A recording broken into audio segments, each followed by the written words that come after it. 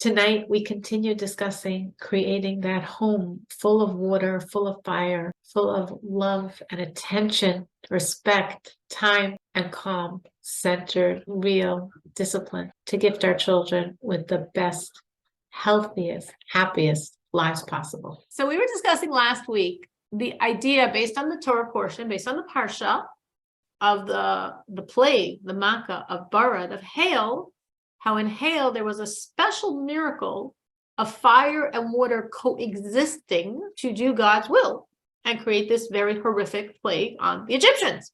And from there, we discussed the idea of fire and water. And water is ultimately the symbol of kindness. It flows down, it's giving, it's nurturing. All the beauty, all the vegetation of this world, they're all water dependent. Fire rises, fire retreats, fire is strong. And fire is always a symbol for judgment, for strength, for discipline, for discernment. And we discussed how inside ourselves, we need a fire-water balance. In our relationships to people, we need a fire-water balance. And especially, we were looking at ourselves as parents and understanding this fire-water balance.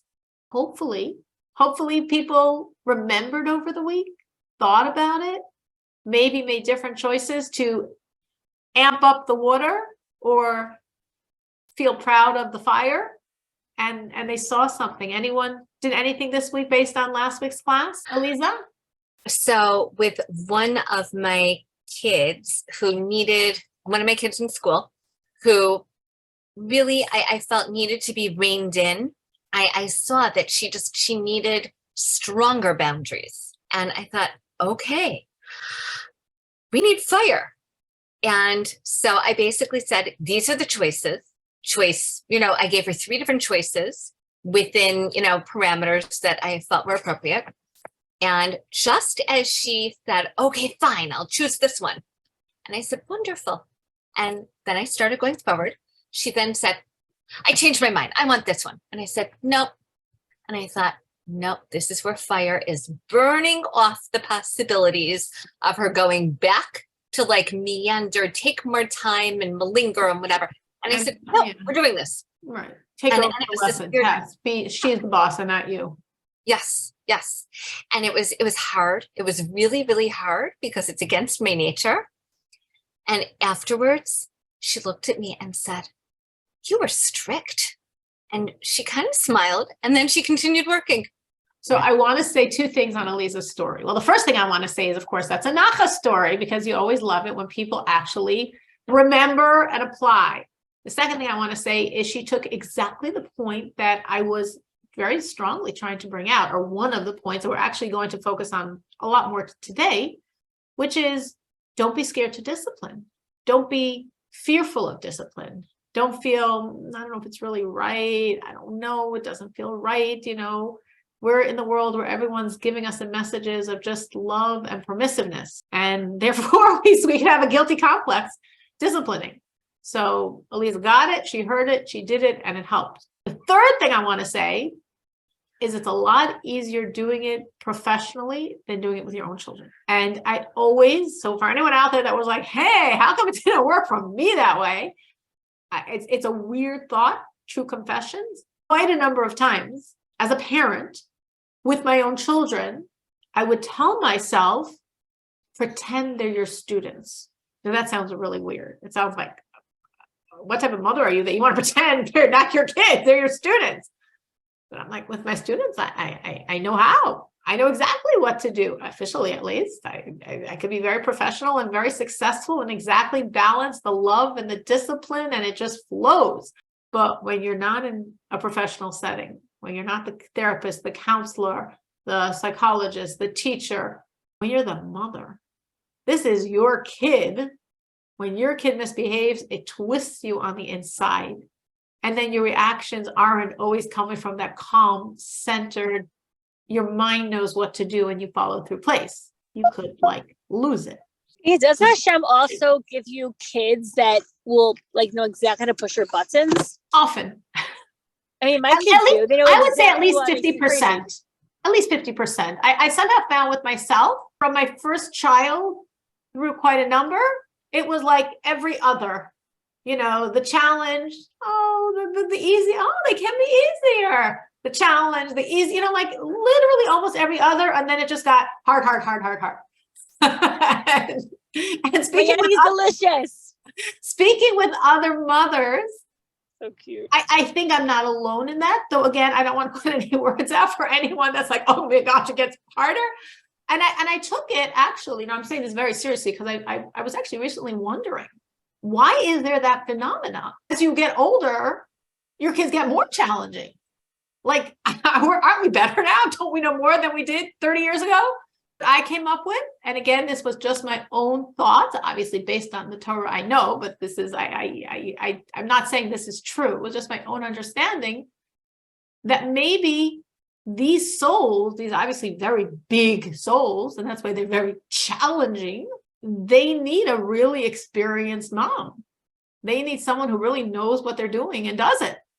So when you're having your first kids, God can't give you those kids. It would be impossible. Oh, you've grown, your skills are getting better. You can handle the regular. Great. Now I can take these very special neshamos, and I was waiting for someone that would be the right mother for these special neshamos. Here's a gift. Eliza? I'm getting a little scared. Yes, I was going to say, don't take anything I said seriously. Terrified. Because maybe that's just my own experience. Okay, terrified. Because if I'm the one who is supposedly this guru when it comes to children on the spectrum, and this guru when it comes to children who are emotionally behaviorally disturbed, and this guru supposedly like all these different hats, and in Camp HASC, the one who can have what are considered among the hardest of hardest children, and more than one would expect, and do that, and then go on. And when it comes to EI, like let me give you a reassurance, Eliza. Terrified. Breathe, and I'm going to reassure you. I'm going back to what I said a few minutes ago. All of your amazing skills are for somebody else's kids. That's got nothing to do with your own kids. So God knows that. God knows that all of your skills are great for someone else's kids, and they have nothing to do with your own children. So God willing, your own children, you're a newbie. God's going to treat you as a newbie, and you're only going to get the kids that a newbie can handle.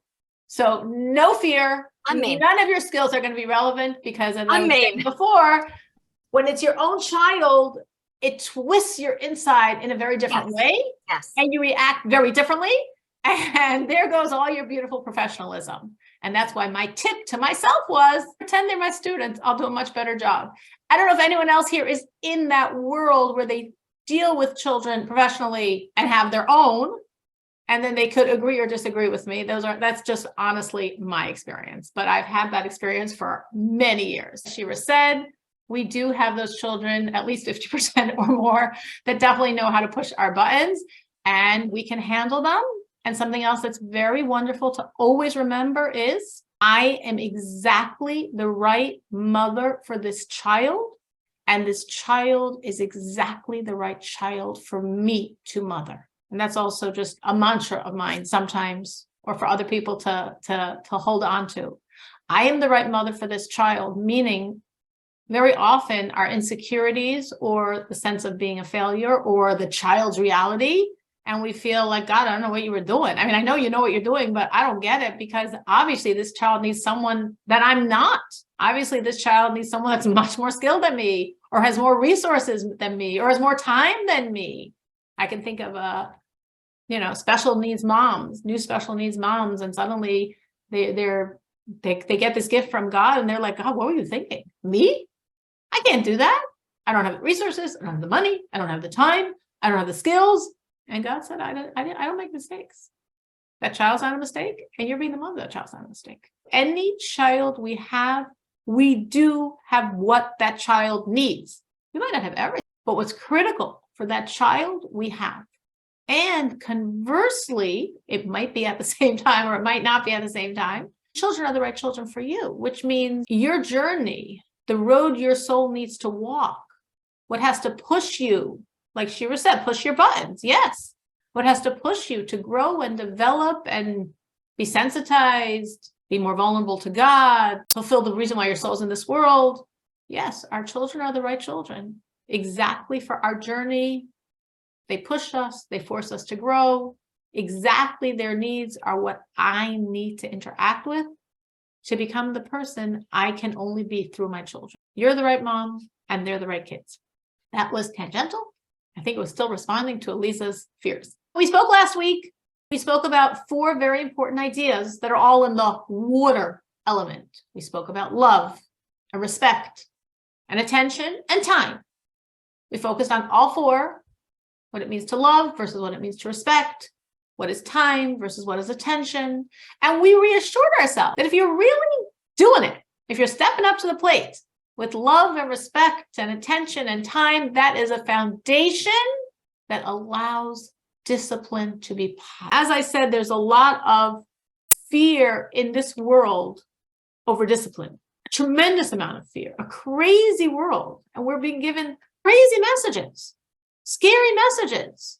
You wonder how children are being raised when people are literally being told how wrong it is to discipline children. Sometimes it is wrong.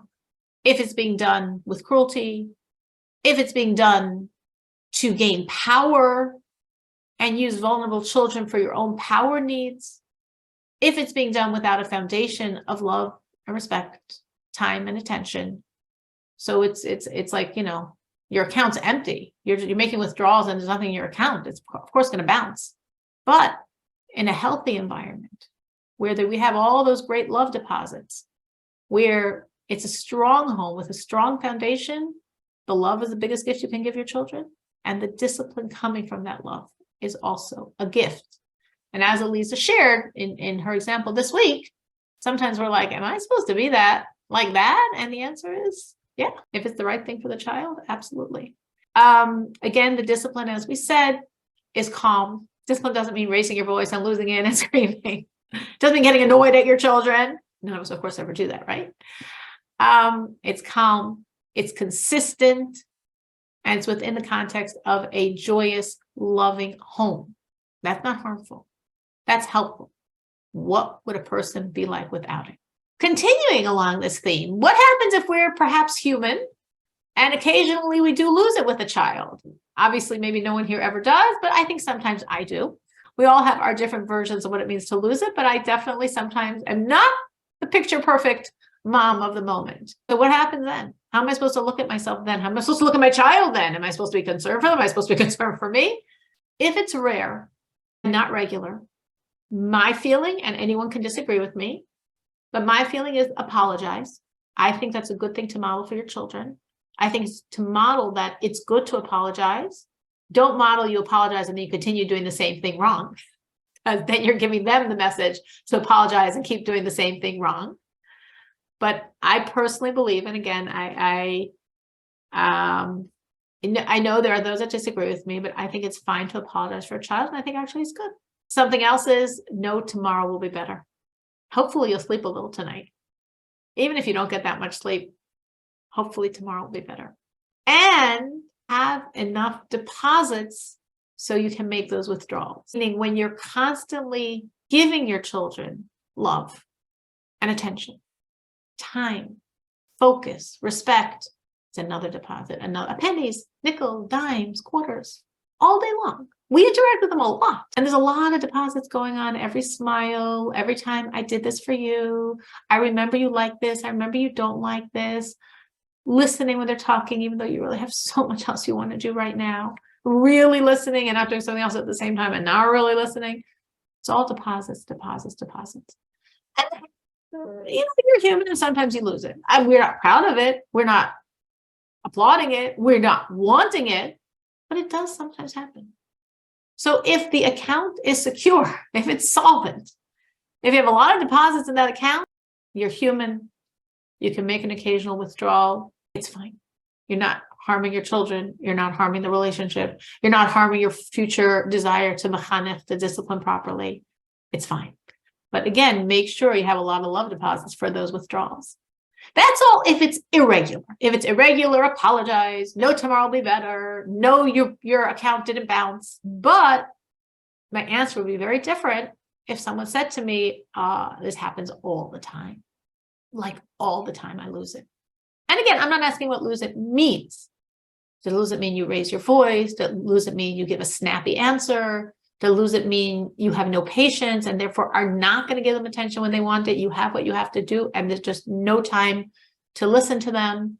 Whatever lose it means to you, we all know what it means to lose it. If it's regular, if that's sort of the norm, is losing it with your kids, then what I would say is the first thing to do is focus on yourself.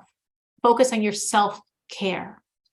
Are you sleeping enough for your needs? We all have different needs, but for your body, are you sleeping enough? Are you eating healthy enough for your needs?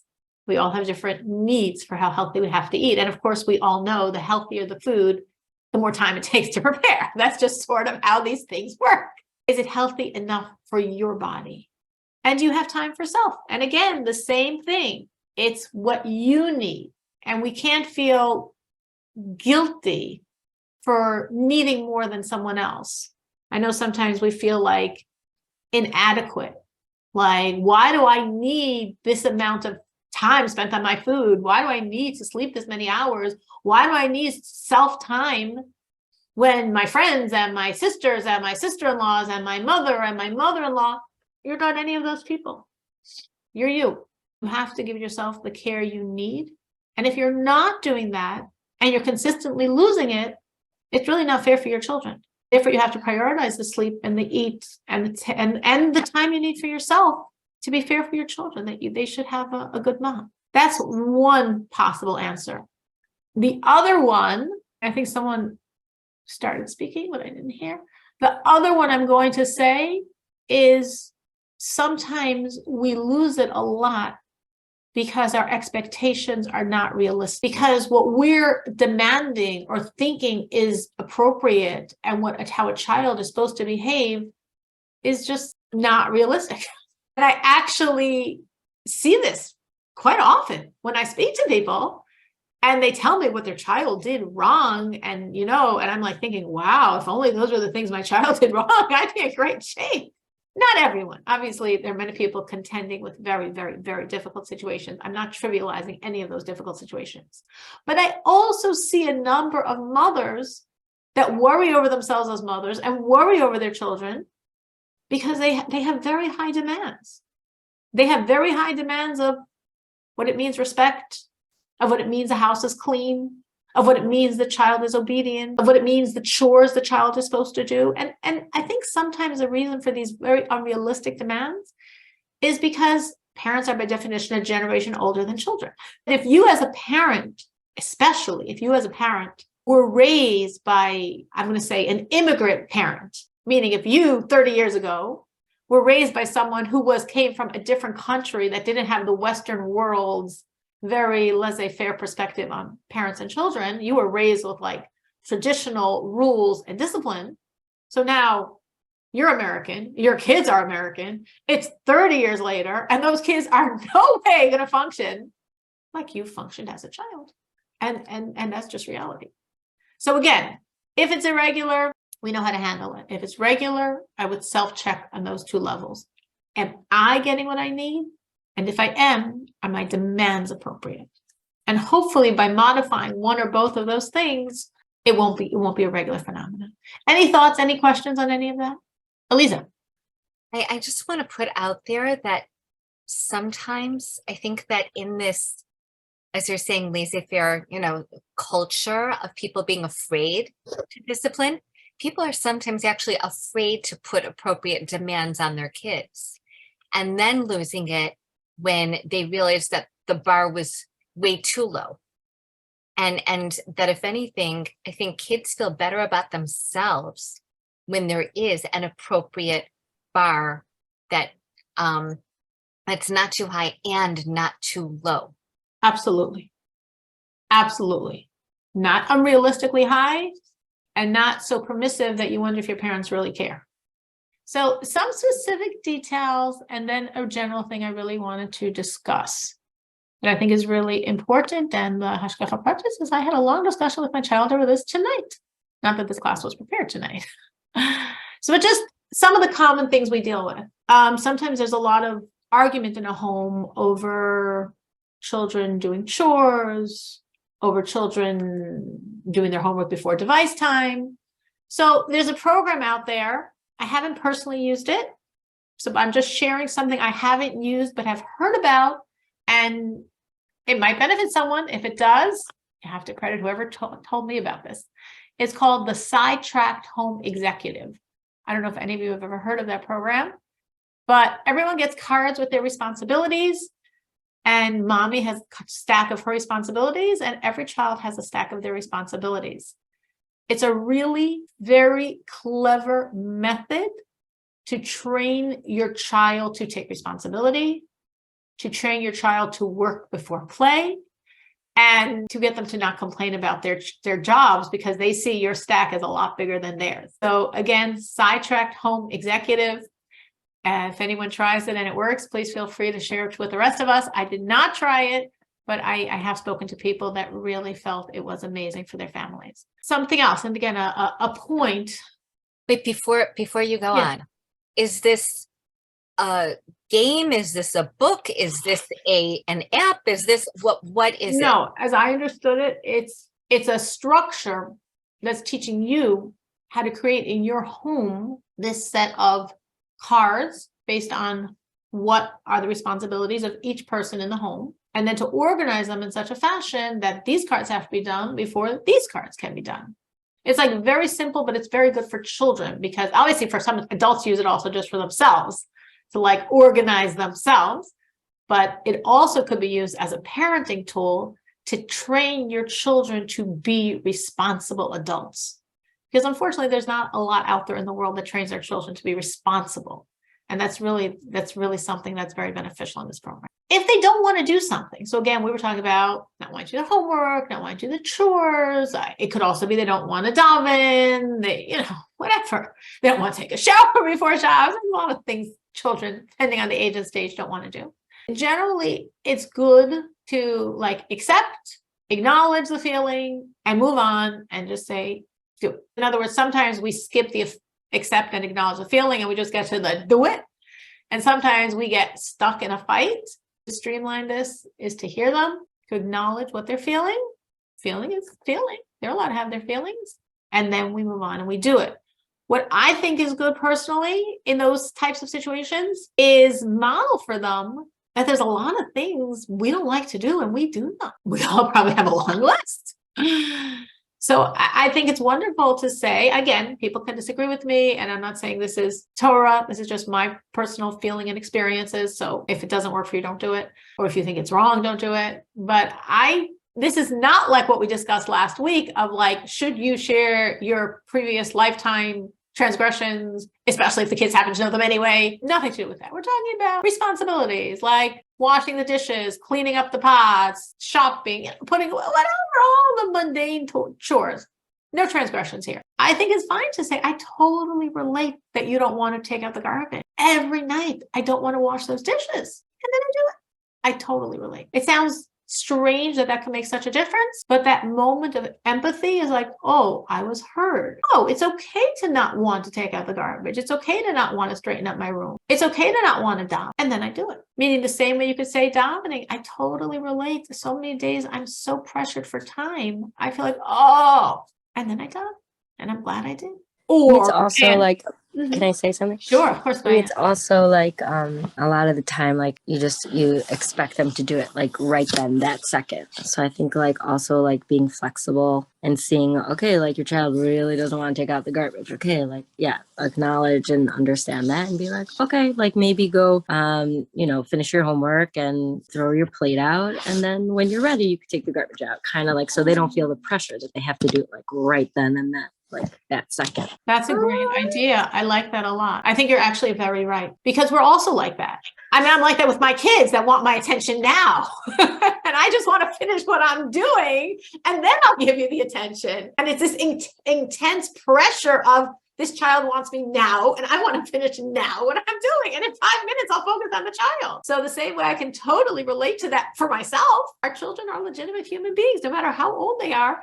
And they could have that same sense. And I think what Maayan is saying is a very wise tool. What we're trying to do here, what Maayan said, my idea, and If anyone else has other great tips, please share. We're all in this boat together. We want to create calmness. We want a calm home. We want a loving home. We want a joyous home. And we want a home where people are disciplined, responsible people, because we want to raise our children to be the best, healthiest, happiest adults. And we probably all know adults that are very not disciplined internally, and we know how they suffer. So when you're thinking of discipline, don't think of discipline like a tool for me to get the respect I need, a tool for me to get my house as clean as I want it, a tool for me to get my kids in bed so my life can start. Think of it like, I want my children to be the happiest, healthiest people with the best marriages, with joyous homes, and therefore I want them to be disciplined, responsible people. And again, if you need to inspire yourself, just think of any of the myriads of people you know that are adults and are not.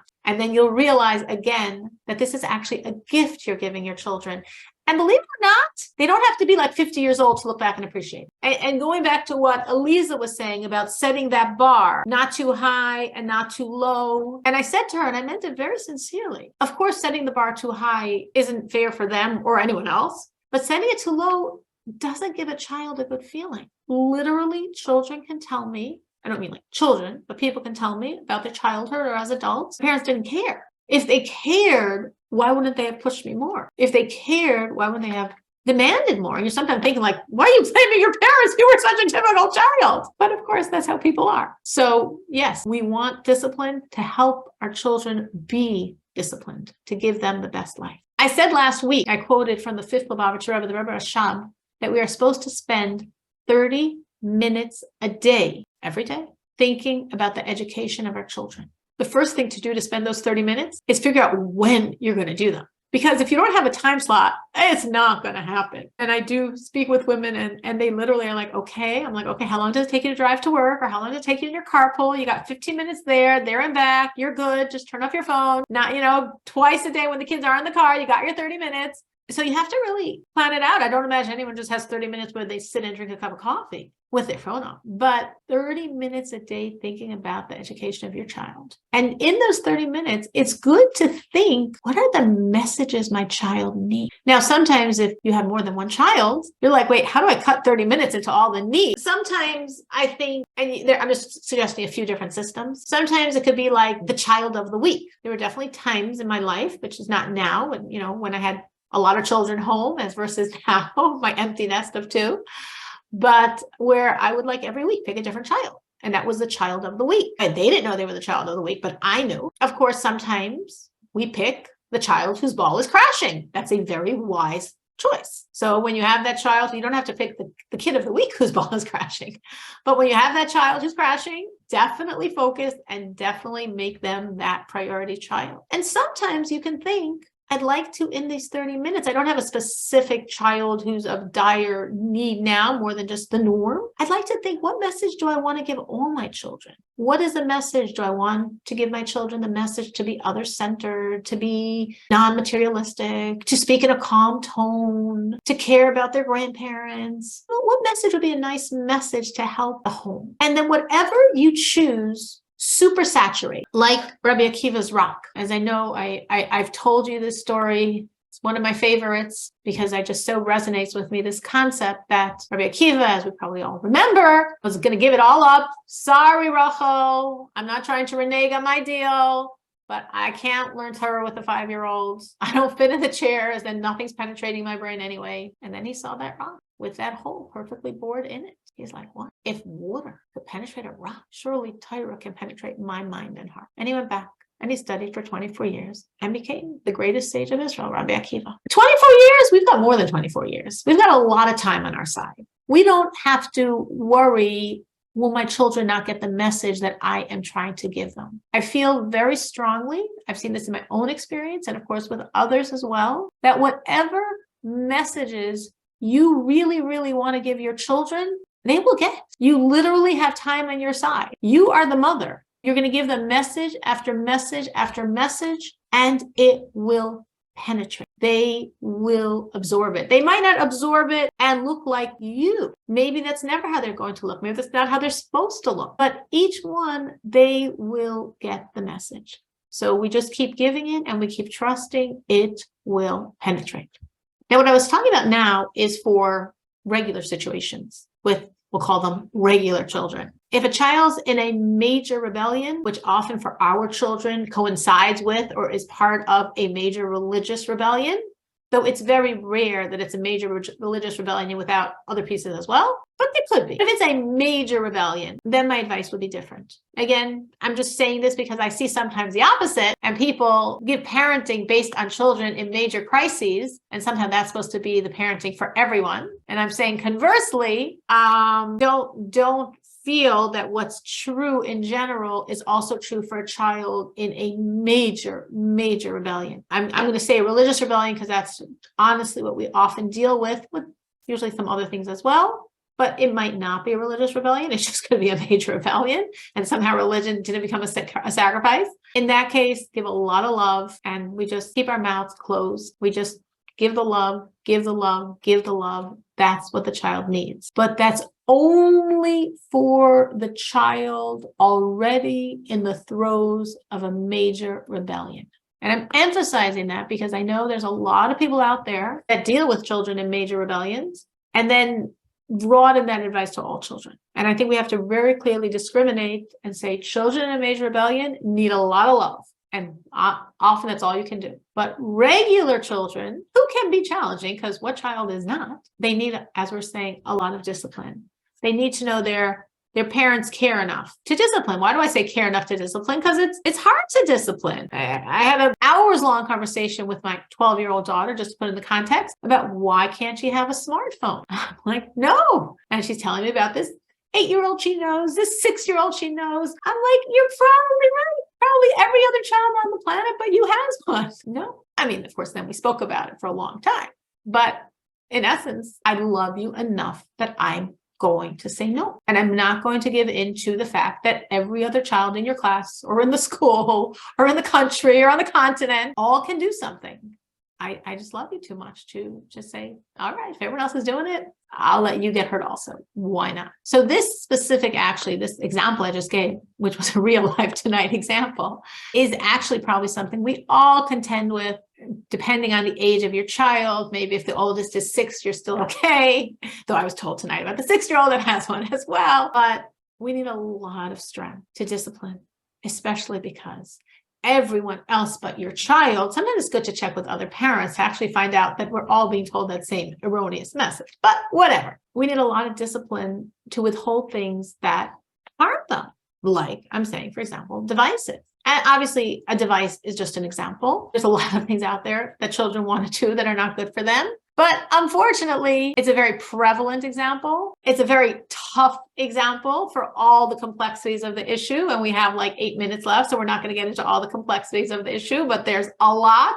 And having many children of my own, I've gotten a tremendous education. So I'm going to give you the device as an example, as a model. You can use it if it works for you. You can substitute it for your children's challenges if this is totally not in their ballpark for whatever reason. So just substitute it for whatever you're struggling with. So obviously, as we said, you need a lot of love in your home. You need a lot of warmth. You need a lot of joy to be able to give discipline. So again, like we said, you want to make that withdrawal, make sure there's a lot of deposits in that love bank. And at the same time, whatever you're disciplining, I'm giving here the example of devices, especially with the every other parent lets syndrome, a person has to really believe in what they're disciplining about. If you're sort of uncertain, I don't know. I mean, I think this is bad, but on the other hand, if every other parent allows, at least my child claims, maybe just I'm the crazy one, which sometimes means you have to really research whatever the issue is, whatever you're demanding of your child. If you're demanding chores and nobody else has to do chores but your children, and they're ready to call the DCFS on a parent that is demanding this from their child.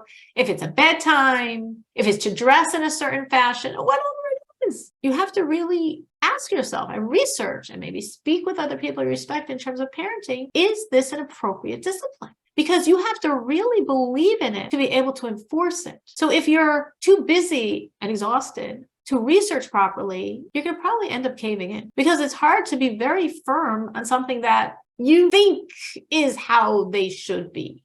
You think is something they should be doing. You think is something they shouldn't be doing. So take the example, like I'm saying, with devices. Speak to lots of people out there in the world. many, many, many experts, much, much, much literature to really get your facts in place, to really understand why you're saying no and what you're saying no about and where exactly are the limits of that no. And the same would be for any other thing you're struggling with. So in terms of devices, again, what could I say? It obviously depends on the child. Is it the issue of stunting their emotional growth? Is it the issue that they don't know how to have a relationship with people when their relationships become with a device? They literally develop relationships with their devices, as any parent that's tried to take away a device can attest to. It's much easier to have a relationship with a device than a relationship with a person. Much easier. And that's why that becomes a relationship. So both, that makes it really hard to take away. And then it really harms them when they are supposed to be in a relationship with another person because they don't have normative skills, just the regular skills someone gains by living and relating. They is quite a broad percentage of our population, don't have. It stunts intellectual development. Obviously for girls, there's a big fear with social media as probably the number one most common harm that girls will have. In terms of devices, for boys, probably the number one problem is pornography. Of course, it doesn't mean every girl has a problem with social media. And it doesn't mean every boy has a problem with pornography. But this is just the general statistics. So ideally, if you know, oh, wow, this stunts their emotional growth, this stunts their intellectual growth, this the dangers and porn, and ideally, you don't want your kids to have it at all. And then you say, maybe that's not realistic. Maybe it is. Maybe it's not. I need to know their world, and it's good to do that research also. You need to be knowledgeable. Again, I'm using the device as an example, but apply it in any situation. You need to have the facts at hand, not the facts your child tells you. You need to speak to teachers. You need to speak to the school. You need to speak to other parents. Maybe there's a WhatsApp group of moms.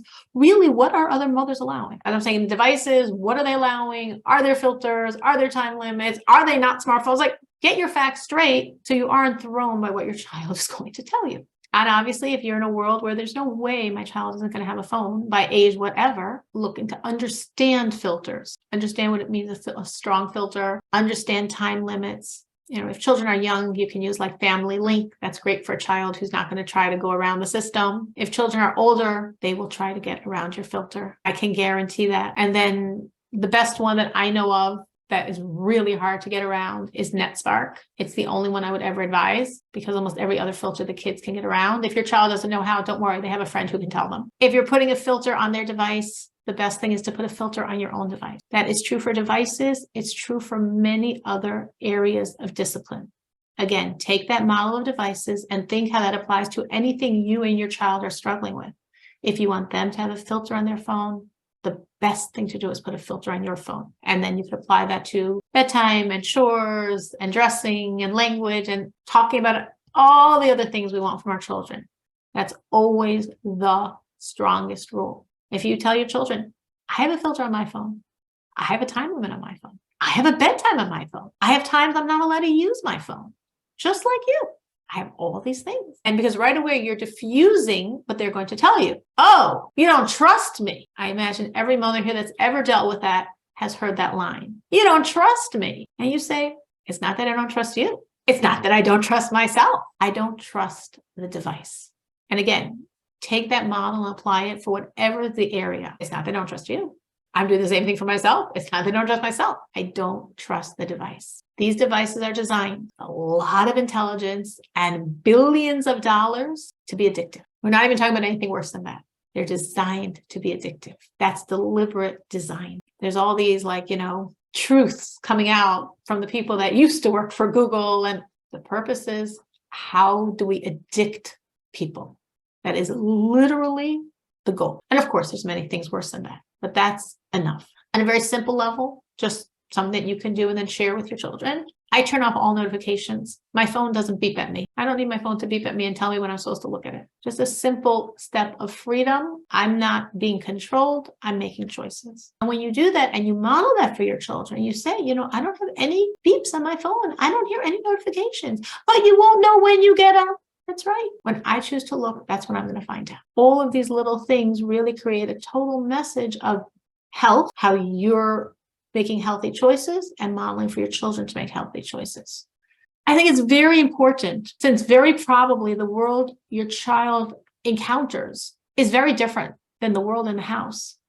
And that's why all of the values we have in our home have to be super strong, super clear on foundations of love and joy and fun and happiness. We want that to be their experience. When they think of their home, that's what they're thinking of. It was a great home. It's a happy home. It's a joyous home. It was a place you wanted to be. That's the home you want to have. And on that foundation, there can be very calm, very well thought out discipline. That's very healthy. It doesn't mean they won't kick at it. It doesn't mean they won't tell you you're doing this to hurt them, of course. But that's just little things that happen. And when we were kids, we might have said those same lines to our parents. But in the end of the day, they know why you're doing it. And also, as they grow up, they might not be exactly like you. They might never be exactly like you. You might daven far more than they ever will. You might give far more tzedakah than they ever will. You might be far more respectful and other-centered than they ever will be. But even if they're not going to be exactly like you, even if they leave temporarily and then come back, they still might not be exactly like you. People go back to their roots. It's something, again, we have on our side. People go back to their roots. If the roots are strong and positive and healthy, you're going to go back to your roots. And that's why I think, and again, this is my thoughts, and I know other people don't have this opinion, and that's fine to disagree with me. But I think that's why it's very important we should give our children very clear messages about right and wrong. Because sometimes it's hard for us to give a clear message. And we might be confused ourselves, what's the right message, or we're sort of torn. It comes up all the time. Like, let's go back to the example of the devices. Let's say a parent says, I know this device is wrong, but I'd rather know what my child is doing than have them do it behind my back. Or if I don't allow it, or if I put a filter on it, or they'll just buy another one for $30 in Walmart. Why should I do that? What's the point? Why have all this negativity? Why fight with my kid for them to go run behind my back and buy another one? And if I find that, they'll buy another one. I remember when smartphones became cheap, I really mourned. Because remember, originally they were very expensive. So much better. So much easier when they were very expensive. When they got really cheap, it became much, much more challenging. Here we are, like caught in this lot of murkiness, lot of not clear messages. I don't feel this is right, but if I do this, maybe if I do that, we get like confused. And then we give our child a very blurred message. If the lines of right and wrong are blurry, they're going to be very blurred by our child. Now, why do I care if they're blurry by my child? The kid's anyway not wanting what I'm saying. Because when they're ready to come back home, I mean they're ready to come back home, when they're ready to come back to their home values, it won't be clear to them what those values are. They won't know what the values are. Because you weren't very coherent on the values, because should I say no to this? And then they'll do it behind my back. And again, I'm saying devices. For another parent, it might be, should I let boys and girls hang out in my house? I don't want them to, but then they're hanging out in someone else's house where there's less supervision. My daughter's gonna be doing something behind my back with a boy. Let me do it in front of my face. It'll be a lot safer. So a lot of times these things are very, very unclear to us because of that seeing many aspects of a situation. Situations with our children, especially as they grow, are rarely simple. So that's why you always have to remember this, that you want the messages, the values to be clear. Whatever your values are, state them clearly. Don't give wishy-washy, waffling, vacillating messages, because then when the child wants to come back to their roots, they only have a very blurred vision of what the message really is. Again, you're going back to the devices. There's a level when the device is the most convenient babysitter around. And then we have to discipline ourselves not to give it to our children. There's a level when filtering or removing the device is the biggest struggle, requiring enormous discipline consistently from us. And we don't want the fight. And we need to discipline ourselves to stand up to our principles and instill them in our children. And again, there's so many aspects to that. If you need to take it away from your child, if you need to limit it, if it should be not limited, but there should be a bedtime, if there should be a time limit, if there should be a filter, if there should be times when it's not allowed, homework times or family times, whatever is your reality, because I just threw out a lot of different options because we're a lot of different people and we could all have very different perspective on what's right here. And I'm not establishing any of this. What's the right answer? There's just a lot of different things to consider. But whatever you determine with your research to know the problems, research to understand the child's reality, you then need to be prepared for many conversations, sharing the facts, sharing the horror stories to help them make decisions not to be addicted, not to be under something so growth stunting in terms of relationships with people, in terms of intellectual development, in terms of emotional development. And as I said, the same is true for any other issue your child is contending with. If the child is contemplating dropping out of school, same model. You need to do the research. You need to know why it's wrong, not because that's a horrible thing to do. That's not going to be very convincing to a child. You need to do the research. You need to know the facts. You need to do the research to understand that child's reality, what's happening in that child's school, as versus all the children she'll tell you that have done the same thing and they're so happy now and they're being homeschooled and they're learning online and it's such a wonderful situation. And then again, you need to be prepared for many, many conversations to really, it's not just laying down the law, many conversations for the child to absorb and understand and accept. I just gave 2 examples. I'm sure every person here can give their own example. There's lots of examples of where we need to utilize discipline and on the foundation of a loving home, a positive home, a fun home, a joyous home, we can do it. No matter what the world tells us, we can do it, and our children will appreciate that.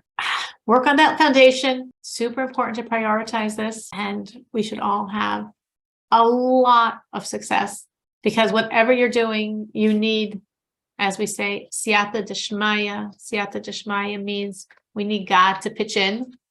You could be that perfect professional guru of a parent. Your kids will probably still have you run, will still push you to the nth degree. We should have the ability to really prioritize, to really have the wisdom of knowing when to give and when to be quiet and when to demand and when to let it go. And we should all have the blessings, the brachas of Hashem, to see much, much, much Jewish nachas from every single one of our children. Amen.